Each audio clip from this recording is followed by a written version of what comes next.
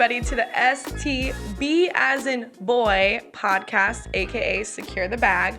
Where basically, this is the very first episode of this podcast. I'm super excited to share with you guys what it's all about. So basically, for the last 4 years, I had been living a lie. I was lying to my parents, my friends, my closest associates, basically anyone that I even met or introduced myself to. So 4 years ago in 2018, I was working in event management where I was basically helping raise money for nonprofits.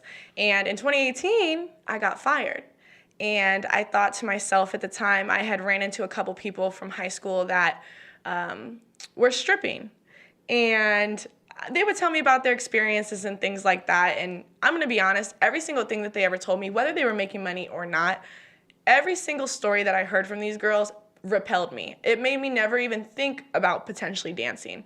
And I think once my back was against the wall, and this was months after I'd ran into those girls from high school, I was like, okay, where can I go where I can make a lot of money, make it the same day, and travel? And I was like, a stripper.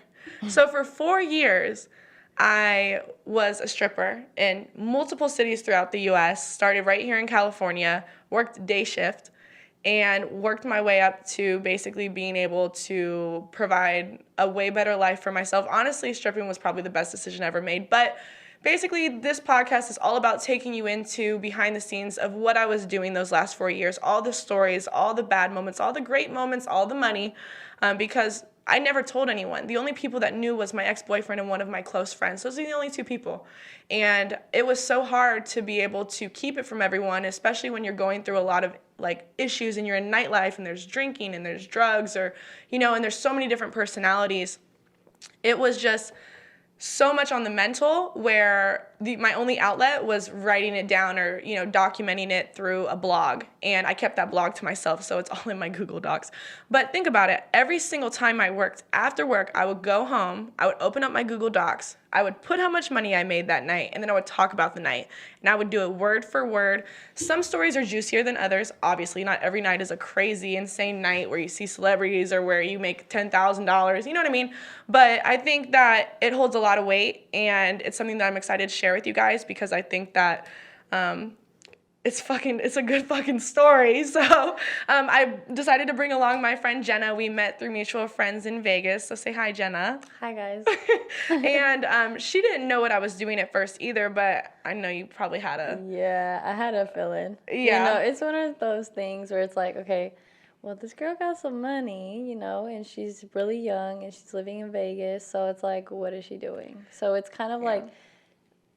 I'm sorry to say, prejudgment. Not that there's anything wrong with it, but it's just, there's a lot of those girls, shit, we've all, kind of been in the industry somehow. Yeah. So it's there's only one way or the other. Yeah. And so when you kind of, told me, I was like, oh, okay. It confirms it. And I don't think we ever even talked. I don't know if you ever even asked me what I did. No. And if you did, I probably would have still said event management, dead ass. Because I hold true marketing? to that shit. I'll see people in the clubs, hosts, and I'll be like, oh, yeah, I'm in event management. I run events and shit. They're like, oh, okay. Next thing I know, they're in the fucking strip club. Oh, really? Yeah. He's like, okay, bitch. So, in Vegas specifically, one of the cities that I danced in and where we met, not in dancing, but where we met in the city, because I know you don't want people being like, she's a stripper too? You're not. She's not a stripper. Anyway. Maybe not yet. Not yet. But basically, either you're in the industry as a stripper, you're a hoe, walking the strip, you're atmosphere model, bottle girl, or just a sugar baby. You know what I mean? Yeah, It's literally Vegas. above. Literally, I don't know many people that have a regular job, especially our age. So yeah, but I'm really excited to tell everybody the process because that shit was crazy. Nobody knew. Like I said, I had those people that told me about it, and I was like, okay, let me see how this goes. So one day I go to Evangeline's in Sacramento, which if you guys are from Sacramento, you know Evangeline's. It's like a costume mansion. So they have every single wig you could imagine. They have different type of costumes. So I didn't want anyone knowing what I was doing. And I was fucking scared shitless. I had never walked into a strip club until the day that I auditioned, literally. Oh yes. my gosh. Yeah, so I never walked into a strip club. I didn't know what to expect. I thought everybody was coke heads. I thought girls were getting raped in the back. I thought it was all dirty, you know, and I didn't know what to expect. So I went and I got a wig, and of course I wasn't gonna audition in my hometown. I was like, fuck that, I don't want anyone knowing what I do. So I went to San Francisco, and at the time I was 20. I wasn't even able to drink yet. Oh, wow. So when I got this ugly ass, like, short hair wig, like how short my hair is now, but it was like silver, and it was so obvious that it was fake. It was like embarrassing, but I didn't know what to do. And since I was under 21, for those of you that don't know, most states and cities, if they have alcohol in the club and it's a strip club, it's only topless. Girls can't take their panties off. But if it's a nude club, most of the time they won't have alcohol. So you can't take your you do take your panties off, you go full nude, you take your top off, all that good stuff. So since I was under 21, I thought I couldn't go into a club that had alcohol. I could only work at a club that was nude.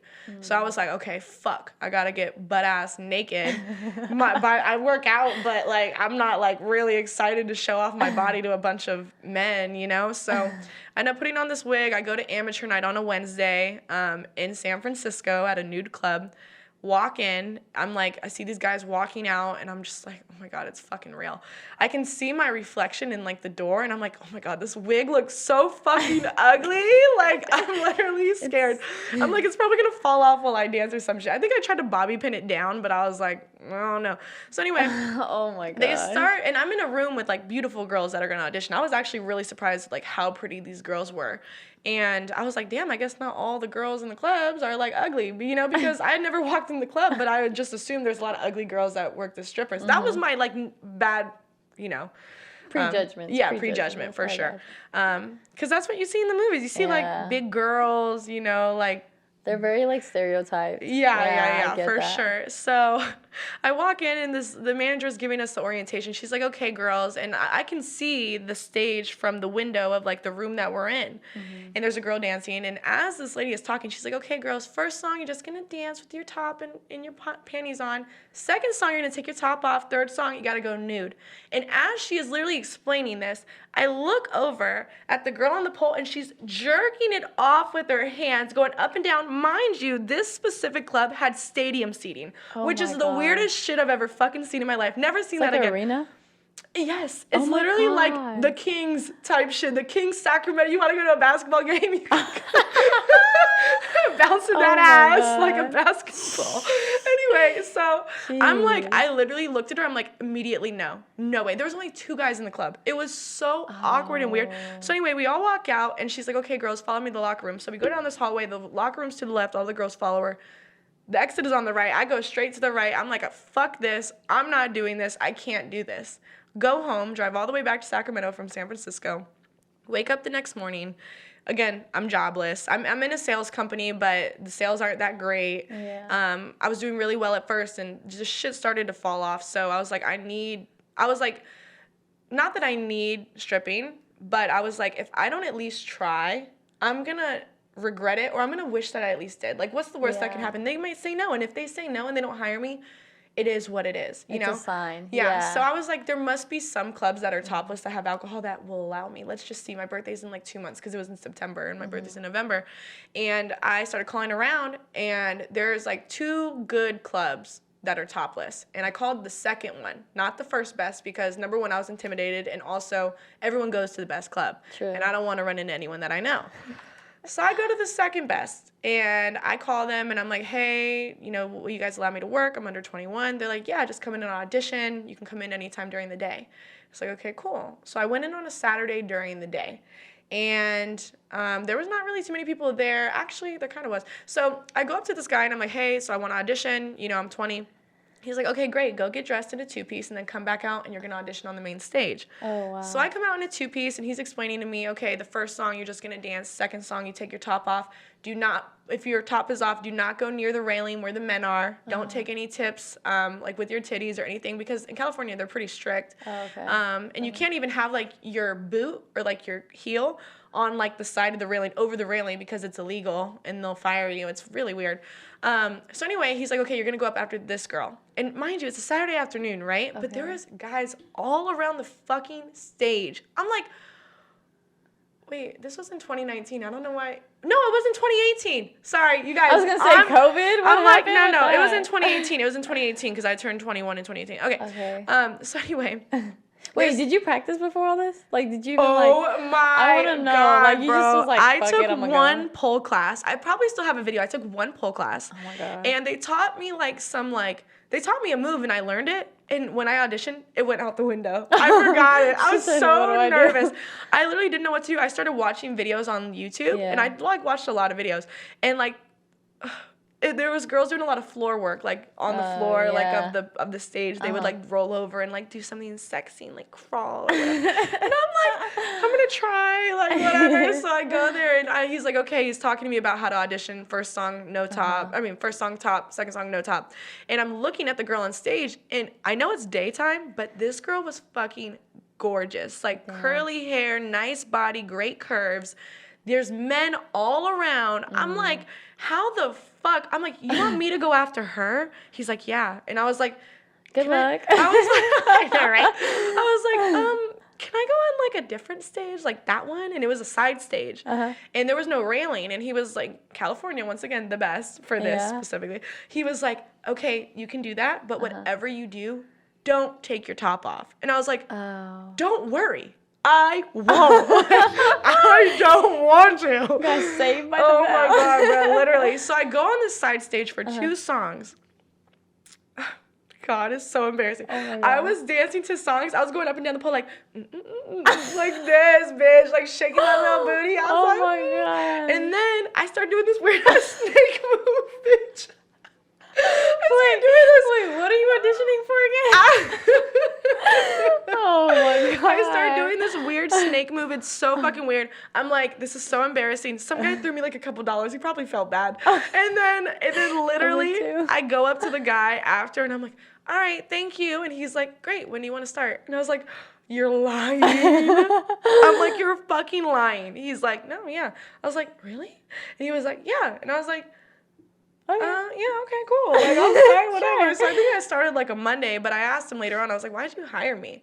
He's like, well, you're pretty and you have potential. And I think, you've never done it. And I think a lot of people do like sometimes hiring girls that have never been in the industry because they can kind of shape them and mold them, opposed to girls that have been to multiple clubs. And I've heard this all the time. Girls that have been to multiple clubs that have like a certain way of doing things, it's hard to break bad habits, like girls that finesse too much or are too like bougie, that pressure, that don't do things the right way. So I think that's what he saw in me, and I was like, okay, great. So like, am I gonna work night shift? Because I audition during the day. He's like, fuck no. He's like putting you on night shift is like throwing a goldfish to the sharks. You need to learn how to swim. And I was like, okay, great. Damn. So I was on day shift, and I had to wear a wristband. I was on day shift for like fucking 2 months before I started like getting comfortable, and then they started letting me work some nights like after day, like a little double. And then I started working at a club down the street at night, so I would work there during the day and then there at night. And night is so much better, obviously, like once you get used to it. But I think day shift was like a great first thing to me, and I've never really seen like a lot of money. So my first day I made like $100 like on a Monday, and I was like, oh my God, I made money, like holy fuck. Oh my God, my first dance was, and he's Indian. It's this Indian guy, right? And it's 3 songs for $100, and I think the club gets like 20% or something. So I got $80. But anyway, so I'm going, and I have to take him to like this back area. It's not like out on the floor. So I take him to this back little room, and I start dancing, but I don't put my skin on him. Like, again, like the pole, going up and down, up and down, up and down. And then I turn around, I put my hands on the chair, and I like kind of put my titties like right in front of his face. So you were dancing, but you weren't dancing, basically. Bro, he's like, what is this? He's like, this isn't dancing. I was like, oh my God. She thinks she's in a movie. I'm sorry. Oh my God. So I still got the money though, but she's like, I got the bag. And then the most I had ever made, like my first month, was on a Friday during the day. A lot of people came in. This one guy really liked me. I never wanted to do private rooms. I was so nervous of the stereotype of like people fucking in there and like blowjobs and all this shit that I was like, I don't want to be in a private room. I don't feel comfortable. Like, I'm not ready, whatever. And I would only do like dances on the floor, little like 3 for $100s or whatever, not like champagne rooms. And this guy really liked me, and that day on Friday I made $600. And I was like, damn, fuck yeah. I was like, oh my God, I'm rich. Like, I'm gonna make 6 figures. Like, wait, how many hours did you work? Oh, my God, that day we had to get there on time. Like, we actually had a schedule. California fucking sucks. It sucks, but, you know, it was good. I got there at 11 a.m. And we would leave by like 7. So 8-hour shift. So I'd make a little less than $100 an hour on average for that day. But the daytime was hard. Like, I mean, I would be happy if I would leave with like $300 to $600. And then once I started working night, I remember I worked from 11 a.m. to 4 a.m. Like, I worked, and I loved it. I loved it. So I worked 11 a.m. until the day shift was over, and then they let me work at night, and I worked until 4 a.m. Driving home was a fucking bitch, though. I almost fell asleep multiple times. But I made over SF, 1,000. right? Huh? From SF, right? Yes. And I was so tired. I was exhausted. Like yeah, I know. And I did that every day until I moved in February of 2019 to Vegas. Oh, wow. So I did that every day, and I would drive there. My mom was like, I was living with my mom at the time, and she was like, where are you going? I'm like, and I was also, sorry, I also got fired from this guy. I was a personal assistant, like a social media assistant for a photographer. And he had a bunch of projects all the time, but they were never in SF. They were always in Sacramento. And she was like, oh, why are you going to SF? I'm like, we have a project out there. Like, we're going to, like, shoot some movies and photos. She's like, oh, okay. And I'm like, this project is going to last months, you know? She's like, all right. So my parents had no idea. And plus, it was day shift, so that helped a lot with, like, my story. And then I think one time when I didn't come home, because I came home at, like, 4 a.m., she's like, where are you? And I was like, oh, I decided to just hang out with some friends. I'll be back at 4 a.m., you know? So yeah, so... Wait, did you have a boyfriend at the time? I did have a boyfriend. I had a boyfriend. Me and my boyfriend got together in me and my ex, we got together in like August of 2018, and I started dancing a month later. And I was dancing for probably like a month before I even told him. I remember he lives in New York, so I went to New York when I was a stripper. And he was at school because he was in college. Yeah. And I decided to go take the day and audition at clubs and make some extra money. And one time I didn't come home till like 1 a.m. He's like, where the fuck are you? You don't even know anyone in New York. I was like, I have friends in New York. I'm out with my friends. So finally, when I came back home to Sacramento, I called him and I was like, hey, I don't want to lie to you. Like, this is, you know, if we're even going to be in a relationship, you obviously need to know this. Or you're just going to think I'm cheating on you 24/7 because I don't answer the phone. So then I told him, and he was super understanding, never told a soul, was super loyal. Wow. Just an overall, like, good-ass person to be able to tell that to. So I'm super grateful for him and him keeping my secret safe. But, yeah, I would go out to New York all the time, and I would always dance out there, Texas. I've danced in Chicago. What's your favorite place? Vegas. Okay. Vegas and Texas, but not what everybody thinks. Everybody thinks Houston and Dallas are, like, the fucking spots because it's so popular. Austin. Austin is like a hidden gem. Really? If I didn't know that Vegas existed, I would stay in Austin because I can make just as much there. The only problem is they're not open as late. That's the only issue. And also, people come back, which I'm not mad about. Like, there's regulars. Yeah. But regulars, they have expectations. And sometimes their expectations get higher. And then on top of that, you know, you already know they're only going to spend this much because you know their patterns. Yeah. But when people come to Vegas, you don't know. You can fucking run it up, you know? They think this is it. Yeah, but, you know, I've done that before where I've taken advantage in the sense where I just basically made them spend all the money that they had. I didn't make them. They did it, but I felt like... It was by choice. I definitely persuaded them.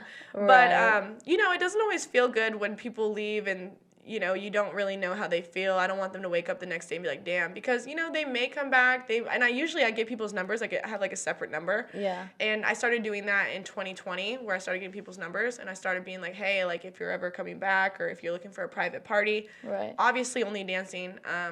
During COVID, right? 2020? Yeah. Yeah. So, yeah, I feel like... Sorry. I'm just thinking about like everything that happened, but just to kind of go back to San Francisco, I worked day shifts and then night shifts, but if for anyone that knows about the law that was passed in October of 2018, it basically makes anyone who's an independent contractor have to become an employee. And that law was meant for Uber, and obviously I don't think it worked out. I haven't driven Uber. Yeah, but like in California, like making an independent contractor who drives around and isn't even in like an office, like there's certain restrictions, but it applied to the strippers. So we were getting paid a minimum wage, along with them taking 60% of our money that we made. Oh my gosh. So the money was not, and even before, I didn't really know how good the money was or wasn't because I was so new. I was only there for a month before that law passed. Wow. So I didn't really know what to expect. I was fine with it. I just stayed. But then I turned 21 in November, and some girl came in with her husband, and she's like, oh, like, I used to be a makeup artist for a big club in Vegas, a strip club. You need to be in Vegas. And I was like, really? Like, where? And she was like, you need to be at this club. She's like, I'm telling you right now, if you were to make under $1,000 on a Tuesday, you'd be pissed. I said, you're fucking lying. So I fly out there in December of 2018, and I go for a weekend. And the fucked up part was you're supposed to bring, like, your social, your passport, and your ID, and you have to go to, like, not the DMV, but, like, the metro station. To get your sheriff's card, and get a sheriff's card, yes, so you can work in the clubs. But you have to get approved, like, you have to get, like, a referral from the club. So I go into the club, I'm like, hey, I want to audition here. And they're like, okay, here's your referral. Like, oh, I think I had to dress down in, like, a two-piece. They just look at you. You don't have to audition. They just look. The best clubs, in my opinion, in Vegas, they make you dress down in a two-piece, and then they just look at you, and they're like, okay, you're hired or you're not. Damn. So, yeah. It's, like, cutthroat like that? Yeah. And one of them is super hard. They're so fucking tough on the girls that aren't, like, super skinny. Is there one of the really big ones? Yes. There's two really big ones that I love. You gotta be skinny? That's what the main guy is always talking about girls' weight. It's all over the reviews. Yeah. I know what you're talking about. So the one that I originally went to was not that one. It was the big one. It was a big one, the biggest one. And I auditioned, and they gave me a referral. So I went and I was only there for a weekend, mind you. I was flying out of the country to go see my boyfriend on Sunday. So I was like, okay, I only have 2 days to work. Let's see what happens. Right. So I go to the metro station. Or no, before I do, I look up all the regulations. I'm just making sure I have everything. And it says you need a passport if you're under 20. I'm not a passport. You need your birth certificate. If you're under 25, you need that too. And I'm like, why? I don't fucking know. If you're under 25, yeah, they're like, they need everything. They need your birth certificate. I'm like, my fucking birth certificate, that's all the way in Sacramento. I'm never going to make any money. Oh my gosh. So I call my mom's boyfriend. I'm like, hey, I'm in Vegas for a movie that my guy that I'm working for is putting together. I need you to one day ship overnight it. He's like, what? And I'm like, I need it tomorrow. He's like, all right. So he sends it, thinking that it's about, like, a movie. Like, I have to get, like, approved through, like, the state or some shit with my birth certificate. So anyway, so he's thinking that, like, I just need the birth certificate to be able to, like, get licensed for the movie or whatever. So I go I get my birth certificate. I can't work Friday, obviously. So I work Saturday, but I go into the metro station to get my sheriff's card. And he's like, okay, social and passport. And I'm like, don't you need my birth certificate? He's like, no, you can just do your passport. And I'm like, wow. So that was like a waste, low-key. Literally, I missed Friday. And I was like, bro, I was like, if I just make like $500 to $1,000 tonight, I'll be happy. Yeah. And so I get hired at the club. I do my, audition or whatever. End up making over $2,000 that Saturday night. Damn. And I'm like, I'd never made that much before. I think the most I ever made in one night was like 1,000, because I did that long shift. But I was like, oh my God, I'm moving here. 2 months later, boom, I was in Vegas in February, was there for almost a year, and then I just decided I wanted to try something different, try Texas, moved to Dallas. Like I said, Dallas is not all that. Then the pandemic hit. Oh, damn. So, but luckily, I was in Texas, so the clubs opened right away. So I was dancing in Dallas, I've danced in Austin, Houston, but Austin is the best. That's where I made the most money. Okay. And I still went back there every now and then just because I really enjoyed it, seriously. And then I moved back to Vegas in 2021, and then boom, that was really it. So when did you travel to, like, Chicago and New York and everything? During the pandemic. Well, I would travel on and off to New York. I didn't really get a chance. I danced in New York prior to the pandemic, and then I danced way after they had opened their doors again. Gotcha. I actually danced there right before I officially quit in September. I danced there in August. Oh, so I went back to all, like, my original clubs. I made it like a mission. I was like, I'm going to go back to all my original clubs that I really liked and dance at all of them and just, like, have it be my last. Have you ever been to Florida?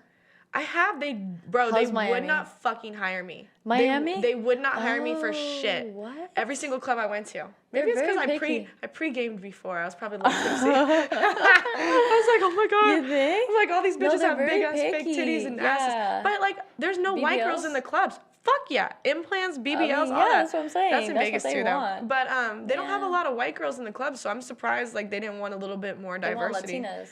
They have a shit ton of Latinas. Don't you think they have enough? But yeah, so I was like, well, that's a busted mission. Fuck it. I mean, but it's hard to get in the clubs, like, to go party over there. Like, you have to know somebody. Yeah. Like, it's not even, so imagine, I can only imagine the strip clubs. Yeah, the strip clubs were like, I was like, really? Like, you guys aren't gonna, all right, whatever. Like, and I didn't want to be one of those entitled ass bitches, but like, I was like, I'm good for the club. Like, I'll make you some fucking money, you know? But she's like, I can do this hustle. yeah, but I didn't want to go to the clubs where, like, I heard that there's a lot of extras, like, constantly. Oh, yeah. Because when you go to a club where it's, like, known that there's extras, that's all they expect. Mm-hmm. And, like, you won't make no fucking money unless you're Yeah. fucking somebody. So, I mean, literally best decision I ever made. And I'm super grateful for it, you know? Like, it put me in a better position financially, mentally, helped me start a business. I'm able to talk about this podcast, and I think that keeping it a secret was also kind of fun because I felt like I was living, like, a double life, you know? Hannah Montana. Hannah Montana, literally. No, literally, you had the wig, too. Bruh, I never wore that wig again. So what'd you Never. do? You just like, okay. Like, you just went raw, like, you were like, okay, this is me, but you were like, Yeah. Oh, so what was your name? Ruby. So I named myself Ruby, and it's funny because everyone's like, why the fuck Ruby? You don't even look like a Ruby. Now I do, right? Because I have, like, the hair. But I named myself Ruby. Originally, oh, God, so weird. I'm telling you guys, I come up with these weird-ass fucking names because I think it, like, sounds really cool and clever. I wanted to be Sugar. And the reason I wanted to be Sugar, because I want to be able to tell people I'm sweet like sugar, but if you piss me off, I'm going to turn into Shug. I hate you. Just so corny, right? Oh. And the guy was like, we kind of want you to have, like, a real name. And then he said, how about Rachel, which is my real name? And I'm like, that's my real fucking name. He's like, oh, my bad. He was like, I was like, okay, let me start thinking about ours or something. So I was in a sales company, and in that sales company, there's rankings, and they're all ranked by, like, gems. Oh. And I was a sapphire at the time. And the next rank up was ruby. So I was trying to speak it into existence that I was going to be this Ruby, so I named my name Ruby. And it just kind of stuck. And I've been Lauren before, and I think, I used one of my best friends' names, Stephanie, one time, because they were like out a of Stephanie. Ruby. And really? A little bit. I can see, like, a little bit of Stephanie. Okay. Yeah, but Ruby always stuck with me, and a lot of the clubs in Vegas or even around, they already have Rubies, so they let me pick, like, a second name, like Ruby Ray. And that's what I was a lot, and I didn't like it at first. But it stuck on me a lot. I'm like, Ruby Ray. Ruby Ray's here to make your day. You know? Like, something like that. That's cute. So it was fun. And one of the things that I think, because just to make it clear, and it's not like it matters because I really don't give a fuck, but I never did any drugs. I never did anything with anyone. I never gave anyone my real name. I told myself, I made all these promises to myself, like, I will never do drugs in the club or outside either. I'm not into drugs. I'll never do drugs. I will never give extras. I will never tell anyone my real name. I will never give out my real number. Those were rules that I set for myself. And one of the rules was I will never leave the club with a customer. But in 2020, and the reason why I decided I didn't want to leave the club with a customer, number one, safety, obviously. Duh. Liability. You know, if someone's sending me money through, like, my phone, they can go and they can find out my name and they can try to sue me. Right. You know, or they can, like, call their bank or whatever. And I don't want my name attached to anything. I don't want people finding me on social media. I don't want any of that. So I made these rules for myself to protect myself and keep me disciplined and at least have some fucking ethics, you know? Or, like, not steal from anyone, you know, stuff like that. And so the reason why I did start to actually allow myself to go and meet with people outside the club just to dance or hang out or gamble with them or party with them, whatever it is that they wanted. Atmosphere. Yes. Is because in 2020, I didn't have any, like, source of income. I was living off of my savings during the pandemic, and I was like, well, what if I can find a way where I can make it safe, where there can be, like, security or people know where we are, or, you know, we can have, like, the funds tied to a business name opposed to our personal names, have insurance, have a business license. And I was like, Vegas is the perfect place because they do allow it. But you have to get certain licenses and you have to, like, have your business address in the correct space. Even if you're not going to be at that business address, you just need to have it, like, based there. So I did all the research. I started the business in 2020. And then from there, I got a secondary number that is not attached to me at all. And I get all my contacts on there. I text all of them. I talk to all of them. And I've made thousands of dollars outside the club, legit, legally, and without getting myself in any trouble, and without anyone doing anything extra, you know, because we make it clear, you know, and I started a company around it, and that's something that I'm really looking to push forward in the future because one of the things that I loved in the club was putting other, like, people on, like, doing rooms with multiple girls because I love when everybody makes money. And at first it wasn't like that. I was super selfish, super greedy. I wanted all the money for myself. I need to make more than you. fuck you. Like, I'm doing this solo. I Like, didn't talk to girl. anyone. Like, I kept to Yeah. myself because I was like, I don't want to get caught up in the lifestyle. I don't want to get caught up in the nightlife. Yeah. And then I started to ease up a little bit, and I thought that was great for me because I built some great connections. And then on top of it, obviously I met people outside the club, and that helped a lot. And I still have great connections to this day. Yeah. But it's changed a lot. It's a lot of progression, you know. Like I've definitely these fucking blogs that I did with the while dancing. I It want helped all a the lot. juicy stories. Yeah, I know. There's fucking I don't even know where to start. I mean, just so many things happened. Do you know what's really funny? So the second time that I actually met you was when I think it was New Year's. I want to say it was like New Year's. The second time I actually like hung out with you. Uh-huh. And it was me and like another girl, and then you were with one of your coworkers. She used to be a waitress there, Blondie. I remember. Yes, Okay. So we were at the club with. Which club? We were at Dre's. Okay. Okay. So I'm pretty sure it was New Year's. Okay. So I think this was like last year. Okay. Who was performing? I think it was Rick Ross. Yeah, I think it was this past New Year's. Did I really go? I don't remember. Yeah, you were there. Okay. So like I came like last minute. So I remember there was like this table behind us, and it was like a bunch of like white guys, and they were like young, and they had like big chains or whatever. Bitch, I remember that night. I really was like, okay, so that's kind of when I got suspect, because I knew what P did, and so I was like, oh, okay. Who's P? Blondie.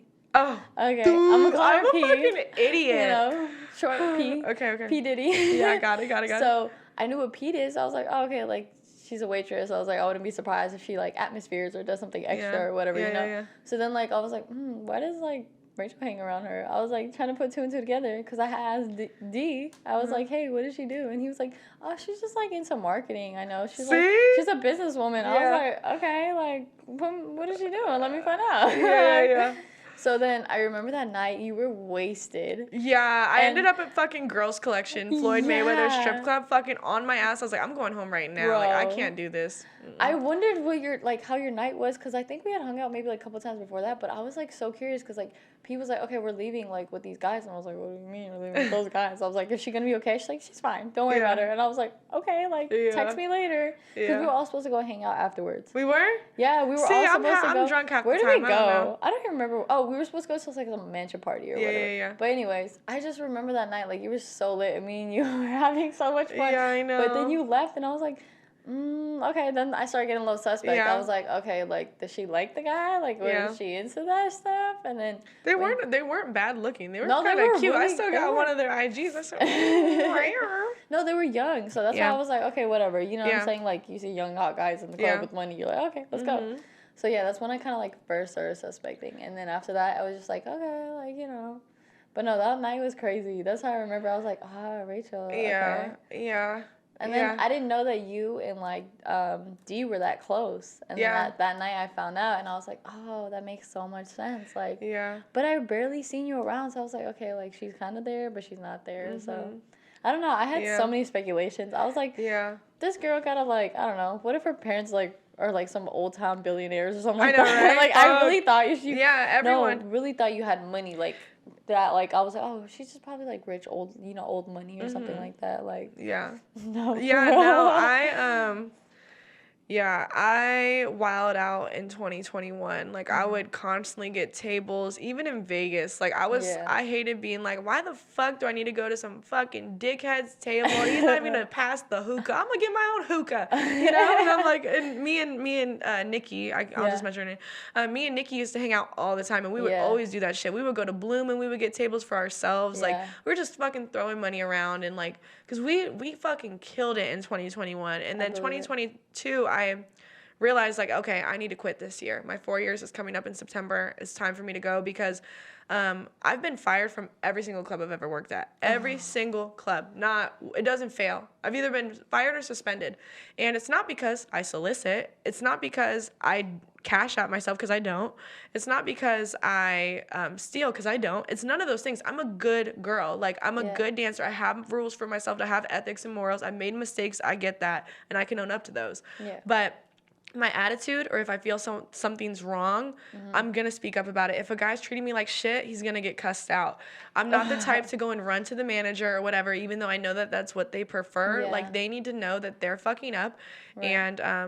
And I'm going to let them know, you know, and especially with girls, if they get in my way or if they do something super disrespectful, and I'm like I said, I love making money with girls, even new girls. I don't mind at all. I want everyone to win. But if they're being disrespectful or shady or they're trying to go behind someone's back, I make it known. Yeah. And that's a problem. Or like if I feel like a manager's wrong, I'm going to let them know. And they're like, you're fired, you're suspended, blah, blah, blah.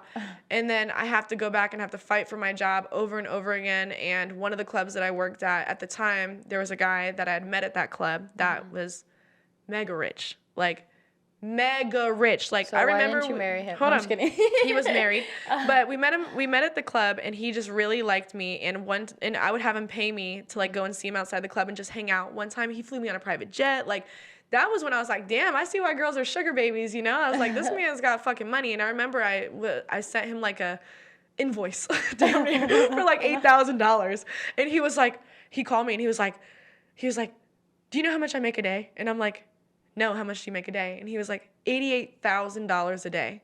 He was like, and you're trying to charge me $8,000 for your time. What about my time? And I basically explained to him, I'm like, listen, you met me in the club. You wanted to hang out. I told you what it was. I told you that I'm skipping work for you. I used to work all the time. I worked every day in September up until the day that I quit. That was 23 days in a row. Damn. I was like, that's the most I ever worked. I told myself I wanted to do that. But I used to work all the time, and I was really focused on getting the money that I wanted to get and getting to where I wanted to go. And I let him know, and I was like, it's not that I don't like you. I like you. I think you're a great guy, and I enjoy spending time with you. But at the end of the day, this is how I make my money. It doesn't mean that I'm lying to you. It doesn't mean that I'm not honest with you. It just means that you know what it is. And if you want another girl that won't charge you and just wants you to get her gifts and spoil her, then you can go find that girl, because the gifts are nice, but this is how I make money. Yeah, you know, my livelihood. Yeah. Yeah. So that is a different podcast. Okay, that guy. Ooh. But it was fucking awesome. I forgot what so during that time, it was in September of 2021, and I was like always making money from him. He was always flying me places. So I was barely in the club. I think I worked in August of 2021 or September of 2021, like 3 days. And even when I went to go work, I would leave like ASAP, because I'm like, oh, this shit isn't worth it. Like, I got my dude to pay me, and I knew all good things come to an end sometimes. And I remember the club's very strict about how long you can be there. You have to be there for a minimum of 6 hours. And again, they've given me chance after chance with other things. And I left early. I told him I had to go get DoorDash outside. And then next thing I know, I see not a manager, but one of the hosts. He pokes his head out and he sees that I'm getting in my car to leave. He's like, what the fuck? Come back. They fire me. They're not giving me a chance. And in that moment, I was like, I continue to get fired. I continue to put myself in these positions. I have to walk on eggshells because I have a history. Even no matter how much I've changed or grown, they're still going to look at my rap sheet. And I was like, I need to put myself in a better position so I can quit, so no one can be able to tell me like if I have a job or not. It doesn't matter how much money I've made the club. It doesn't matter how many good relationships I might have with managers and hosts. At the end of the day, I'm disposable. I have a shelf life. And I need to make sure that I get out, and I want to get out on top.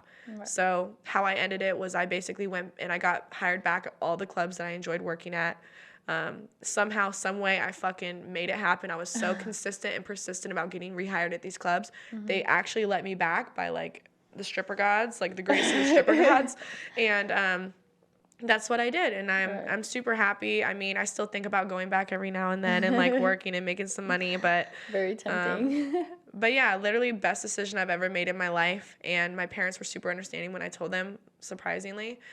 And so there's definitely a lot more podcasts to come. This is just kind of like an intro into the crazy world of dancing and all that stuff. But yeah, I mean, I feel like this is for anybody. I feel like this is more like an entertaining podcast where you don't have to be a stripper. You don't have to be a dancer or anyone like that to listen to it. I feel like you can get value and life lessons just from, hearing the words that we speak. So thank you guys for tuning in. There should be podcast episodes coming out every week. Let's see how consistent I can be with it. But thank you guys for listening. Make sure to subscribe and leave a comment below.